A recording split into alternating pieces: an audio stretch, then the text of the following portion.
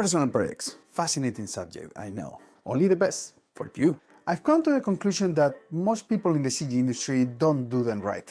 Heresy! Now, before someone gets offended with this opinion, I'll graciously ask you to let me explain. Or you can leave. I mean, you got free will. Do whatever. Using me as an example, I'd say that I am a pretty passionate guy regarding CGI. I love to learn new stuff. I am in the perfect industry for learning forever. In part because innovation is constant and never-ending. In part, you better learn some or you're out of work real soon. Things have changed a lot since I started my professional journey back in 2012. I was there 3,000 years ago. If I had intended my work to be based on the knowledge I acquired back then, I'd be homeless by now. Renderers have evolved a lot. Pipelines have progressed exponentially. Software has gone insane. Machines are now like absolute gigachats, and all aspects of CGI keep improving every single year.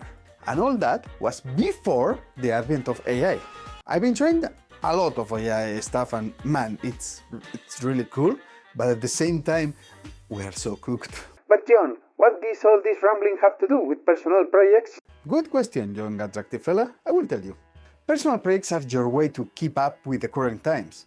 They are the vehicle for you to channel experiments, new softwares, new techniques, and explore new ideas that you have. Not those ones.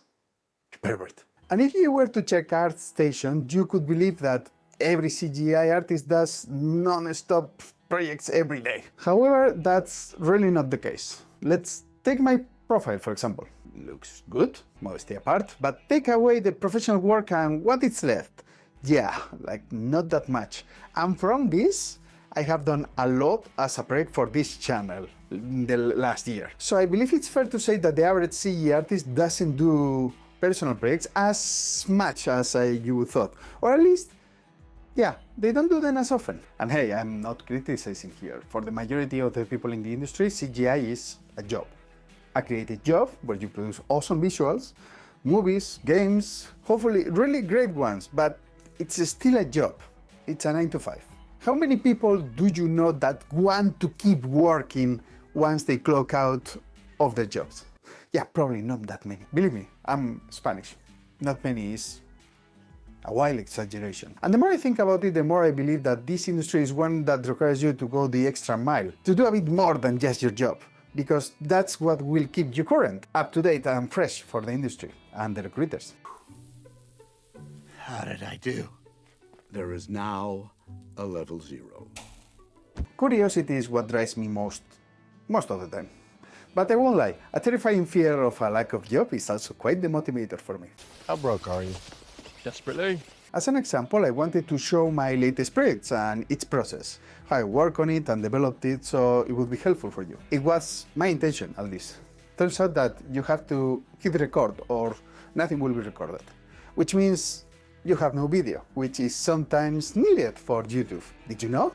Are you serious? Well, look at you, doing better than me already. So I'll repurpose this video on an example of what I do to develop my projects, in the hopes that, lacking the proper process, I can provide you with the proper structure to decide on your next project. I'll use some of my recent ones to illustrate my points. After my many years on this earth, my wisdom is nigh infinite. Thus, I have come up with a set of rules to guide my projects moving forward. You, dear viewer, might be benefited from this, because I have been on the side that thinks too much and plans too long instead of doing.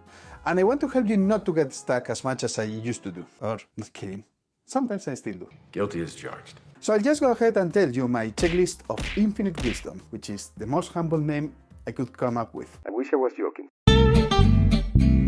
A finished project, even a small one, teaches you more than a dozen tutorials. Tutorials are great, well, the ones that are great because, you know, internet. But you need to set yourself apart with your project. Make this something more complex, more useful than just an exercise. Plus, fully developed projects look better in your portfolio. Do projects that don't keep you in your lane. A lighting artist who understands shading or compositing becomes way more valuable. An animator that also does and understands rigging and modeling can get solutions to problems other animators don't know how to solve. These are just examples, but you get my point. The more you learn of adjacent disciplines, the better you perform at your work. Get that in your freaking mind. I recently got asked what software I would say is important or best to learn. I got asked for real though, this is not Instagram. My answer would be the one that gets you to the goal faster. Don't join a software cult. Blender, Maya, Houdini, Unreal, Unity, whatever. They're just different tools, different wrenches. What's important is that you learn how to use them efficiently for you and your project's sake. For those of you that disagree, you're right, I'm wrong, I'm sure Blender is awesome, check another video. Learn things that will serve your next project, not just what's trendy.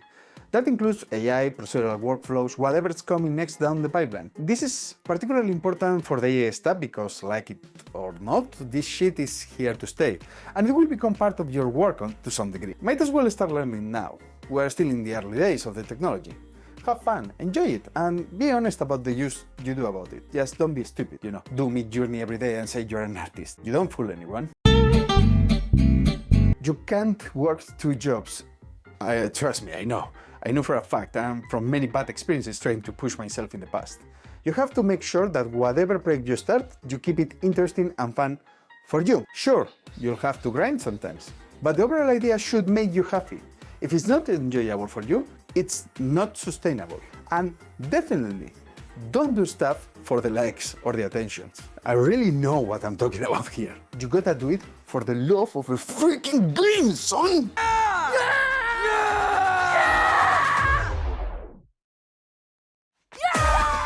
Otherwise, it will not work on the long run.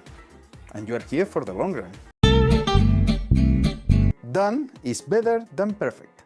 Tattoo that in your forehead. Set a deadline and respect it. Every finished piece teaches you something that unfinished ones will never teach you.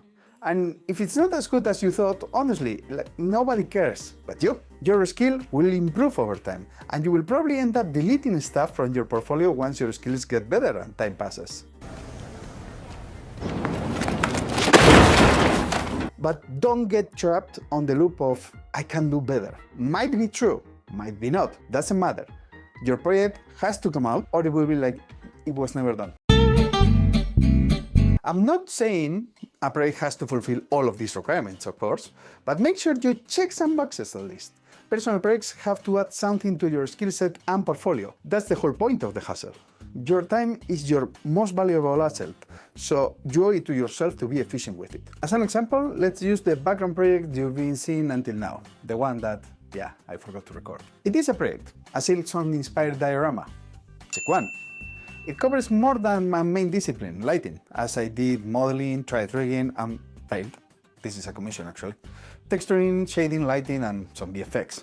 Check two. I used Maya to model, Substance Painter to texture, and Unreal for the setup and render.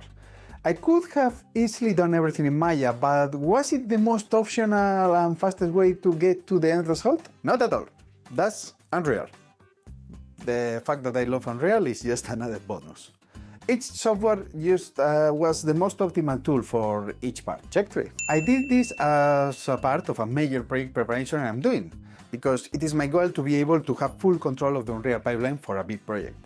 That knowledge is built upon doing a smaller project like this one. Check 4. I thoroughly enjoyed Silksong, and making a homage for it was quite fun, both of nailing the mood and creating the character and environment. It was a struggle with the rig, but it was definitely very fun. And it allows me to do videos about it, so definitely fun. Check 5. And last but not least, I already published it. Gave the rig for free, link in the description if you want it. I hope you do awesome stuff with it, and documented everything I learned in the process. Check 6. Of course, everything I said is just my opinion, although I do hope you get some wisdom out of it and end up doing cool projects with the help of this. This is just to optimize and to focus your attention on what is important, instead of wasting time on stuff that is really not that important for your project. The end result is just to end up saying, hey, this is neat, and hey, this is neat.